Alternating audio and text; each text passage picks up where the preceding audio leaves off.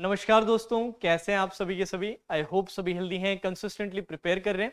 तो एक छोटा सा सेशन उन्हीं सभी कैंडिडेट्स के लिए जो आने वाले एग्जाम्स को टारगेट कर रहे हैं और मॉक्स में उतना स्कोर नहीं कर पा रहे कि सर हम जितना स्कोर चाहते हैं उतना अचीव नहीं कर पा रहे। जैसे let's say for example SBI clerk prelims की अगर हम बात करें, हम सभी जानते हैं कि आजकल कट ऑफ कितनी ज्यादा जाने लग गई है। तो सर हमारे जो मार्क्स आ रहे हैं वो 60s में आ रहे हैं या इवन अर्ली 70s में आ रहे, 80 को क्रॉस नहीं कर पा रहे, क्योंकि सर हमें 80 से प्लस का मार्क्स चाहिए, तब जाके हम फाइट कर सकते हैं उस सीट के लिए जिसके लिए इतनी मेहनत चल रही है। तो उसमें सर मार्क्स कैसे बढ़ाया जाए, स्टक हो चुके हैं एक जगह पे जाके। तो उसके लिए कुछ मेरे सजेशंस, कुछ पॉइंटर्स रहेंगे, उस पर आप काम करिएगा, पेशेंटली काम करिएगा, कंसिस्टेंटली काम करिएगा, एंड आई एम श्योर इस पे जरूर आपको रिजल्ट देखने को मिलेगा। तो चलिए सबसे पहले पॉइंट पे आ जाते हैं। सबसे पहला और सबसे इंपॉर्टेंट पॉइंट रहता है एनालिसिस। जब भी आप कोई मॉक देते हैं तो उसका एनालिसिस सबसे ज्यादा जरूरी हो जाता है। जैसे एसबीआई क्लर्क प्री का हम एग्जांपल ले रहे हैं, तो हमारे 3 सब्जेक्ट्स हैं, इंग्लिश है, क्वांट्स है और साथ ही साथ आपके रीजनिंग है। तो सभी के आप जानते हैं 30 क्वेश्चंस, 35 क्वेश्चंस एंड 35 क्वेश्चंस। सभी के लिए टाइम अलॉटेड है, जो सबसे बड़ा हमारे लिए इशू बनता है कि भैया टाइम के अंदर बनाना ही सर सबसे बड़ा टारगेट है, बाकी सवालों का लेवल कुछ ज्यादा नहीं रहता। तो आप किस तरीके से एनालिसिस करेंगे। आपने लेट्स से कि 100 क्वेश्चंस अटेम्प्ट किए और 100 में आपका अटेम्प्ट बना रफली 70 के अराउंड अटेम्प्ट। अब 70 में भी आपने कुछ गलत क्वेश्चंस दे दिए और 60s में आपके मार्क्स आ रहे हैं, 60s में आपके कुछ मार्क्स आ रहे हैं नेगेटिव मार्किंग वगैरह गलत आंसर्स करने के बाद। अब आपको क्या करना है कि जो जो क्वेश्चंस रॉन्ग हुए हैं उन पे आपको खास ध्यान रखना है कि भैया कौन सा ऐसा टॉपिक है जिसमें मैं बार बार गलत कर रहा हूं, कौन से ऐसे पर्टिकुलर टॉपिक है, चाहे वो रीजनिंग के हो, क्वांट्स के हो, चाहे इंग्लिश के हो, कौन से वो टॉपिक्स हैं जिन पे मुझे स्पेशल वर्क करने की जरूरत है। तो इन बिटवीन दी मॉक्स आपको इन टॉपिक्स पे थोड़ा सा खास ध्यान देने की जरूरत है। इवन जब भी आप मॉक आगे अटेम्प्ट करें ना, उन टॉपिक्स को थोड़ा सा बाद में रखने की कोशिश करें, क्योंकि जब आप मॉक्स को अटेम्प्ट करते हैं एक सही ऑर्डर में अटेम्प्ट करना बड़ा जरूरी रहता है। जैसे मैं रीजनिंग का एग्जांपल लेता हूं, लेट्स से कि किसी बच्चे का रीजनिंग में जो एक पर्टिकुलर टॉपिक है, मान लेते हैं ब्लड रिलेशन का वो टॉपिक है, फैमिली ट्री वाले जो क्वेश्चंस है उसमें सर हम फंस जाते हैं, उसमें जितना टाइम लगना चाहिए उससे ज्यादा टाइम लगता है। तो आपको क्या करना है, उस टॉपिक को थोड़ा बाद में लेना है। या फिर पजल सिटिंग अरेंजमेंट में लेट्स से कोई पर्टिकुलर टाइप ऑफ पजल लिया, सिटिंग अरेंजमेंट है जिसमें आप फंसते हैं, जैसे let's say flat and floor वाले में आप फंसते हैं, तो उसको हमेशा आप बाद में रखें। इसको लेके परेशान मत हो कि सर उसको बाद में रखेंगे तो बाद में तो और ज्यादा प्रेशर आ जाएगा। भैया वो प्रेशर आप धीरे धीरे मॉक्स कर करके डील करना स्टार्ट कर देंगे। बट अगर इनिशियली आप किसी क्वेश्चन में, क्लर्क प्री के पेपर में किसी क्वेश्चन में फंस गए, तो आगे का पूरा मोमेंटम चला जाएगा और गेम पूरा का पूरा मोमेंटम का है, गेम पूरा का पूरा फ्लो का है, क्योंकि हमें बहुत सारे क्वेश्चंस अटेम्प्ट करने हैं। तो ये बहुत जरूरी है कि हम एक मोमेंटम गेन करें, कॉन्फिडेंस गेन करें पेपर में, क्योंकि पेपर में एक जगह भी आप फंस गए तो प्रेशर बहुत ज्यादा आपके ऊपर आने लग जाएगा। तो ये कोशिश हमेशा करनी है कि वो टॉपिक्स आइडेंटिफाई करना है जिनमें आप वीक है, उन पे प्रैक्टिस तो करना ही करना है, उन पे स्पेशल फोकस तो डालना ही डालना है। बट नेक्स्ट मॉक देने से पहले आपको ये भी एक चेंज करना है कि जब मैं अगला मॉक दूं तब इन टॉपिक्स को थोड़ा सा बाद में रखूं। ठीक है जी, ये तो एनालिसिस का पार्ट हो गया। बाकी जो क्वेश्चंस आप अटेम्प्ट नहीं कर पाएंगे उनको आप अटेम्प्ट करें और उनको भी टाइमर के साथ ही अटेम्प्ट करें। जितने बचे हुए क्वेश्चंस है ना उनको भी टाइमर के साथ अटेम्प्ट करना बहुत बहुत जरूरी है, क्योंकि क्लर्क प्री में अटेम्प्ट अच्छा चाहिए तो टाइमर बेस्ड प्रैक्टिस बहुत इंपॉर्टेंट हो जाती है। एनालिसिस के बाद नेक्स्ट पार्ट आता है आपका कि किस तरीके से उस एनालिसिस का यूज किया जाए, जिसे मैं कहता हूं इन बिटवीन पीरियड। एक मॉक्स से दूसरे मॉक्स के बीच में या फिर मॉक्स को छोड़ के बाकी जो आपका प्रैक्टिस का जो टाइम रहता है उसका सही यूटिलाइजेशन, इन बिटवीन जो पीरियड रहता है उसका सही यूटिलाइजेशन करना बहुत इंपॉर्टेंट रहता है।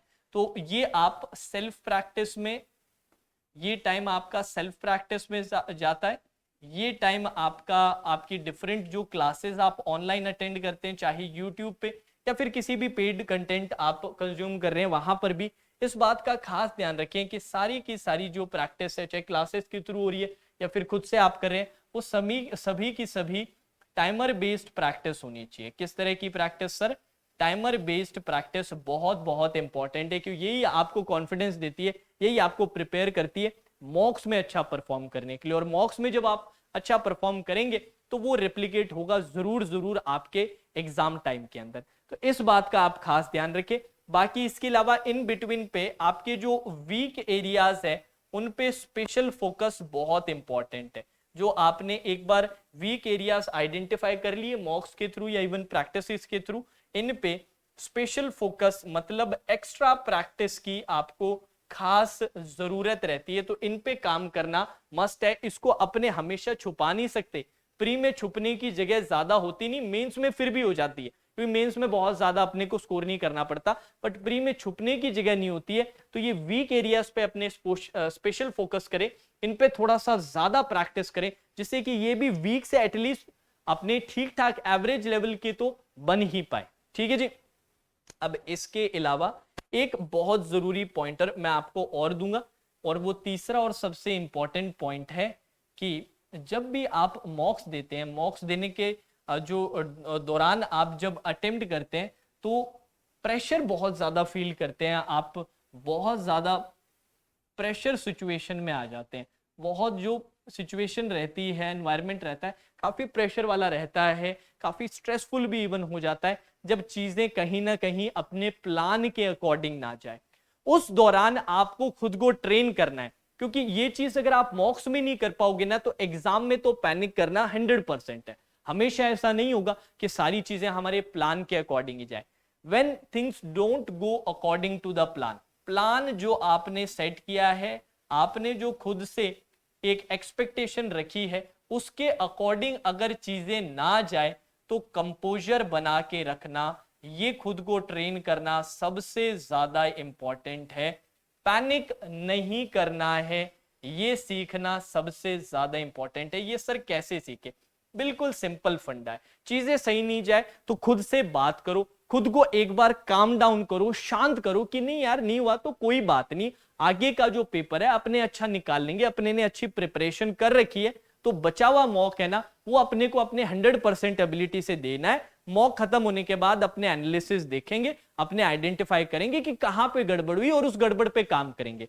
तो खुद से बात करने की जो टेक्निक है मैंने भी खूब इंप्लीमेंट की है, प्री में भी, इवन मेंस में तो मैं बहुत ज्यादा करता था कि खुद को काम डाउन करने की, और ये मॉक्स में भी मैं ट्राई करता था, जब सेल्फ प्रैक्टिस करता था तब भी ट्राई करता था, और पेपर में भी ऐसी सिचुएशंस मेरे पास 2 से 3 बार आई थी जब मैं सोच रहा था वैसी चीजें बिल्कुल भी नहीं जा रही थी। तो मैंने खुद को काम डाउन किया, अपना कंपोजर बना के रखा, क्योंकि अगर आप कंपोजर नहीं बनाएंगे, अगर आप पैनिक होना स्टार्ट हो जाएंगे तो आगे की जो सिंपल सिंपल चीजें हैं, जो आपके स्ट्रॉन्ग पॉइंट्स हैं, उन पे भी आप अच्छा परफॉर्म नहीं कर पाएंगे। तो ये तीसरा जो सिचुएशन है, ये है आपका तीसरा जो पॉइंट है, वो है प्रेशर हैंडलिंग।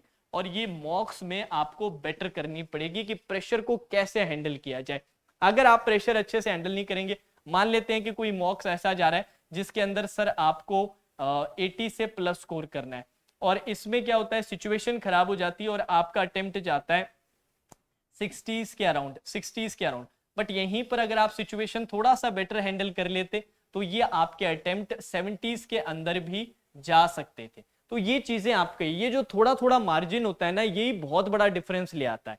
तो ये चीजें अपने को सीखना बहुत जरूरी है, और ये मॉक्स के थ्रू ही हम सीखते हैं। एकदम से आप एक्सपेक्ट नहीं कर सकते कि कोई बच्चा जाए और एग्जाम के उसी दिन जाके कुछ बहुत ही अनोखा परफॉर्म कर दे, ऐसा बहुत ही रेयरली होता है। साथ ही साथ एक पॉइंटर और मैं आप लोगों को बताना चाहूंगा रिगार्डिंग के सर मॉक्स की जो मेन क्राइटेरिया क्या होना चाहिए हमारे परफॉर्मेंस को लेके। तो मेरा मानना है सबसे इंपॉर्टेंट जो 2 क्राइटेरियाज होते हैं वो होते हैं परसेंटाइल और एक्यूरेसी।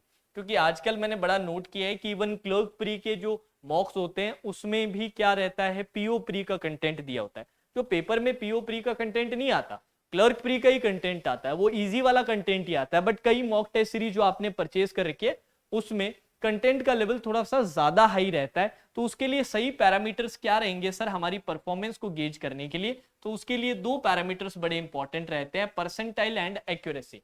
दोनों के दोनों परसेंटाइल 90s में होने चाहिए, इसी तरीके से एक्यूरेसी भी 90 के अराउंड होनी चाहिए। ये दोनों के दोनों 90 के अराउंड अगर आप कंसिस्टेंटली हिट कर पा रहे हैं एग्जाम से पहले, तो आई एम श्योर कि एग्जाम में भी आप बहुत अच्छा करेंगे।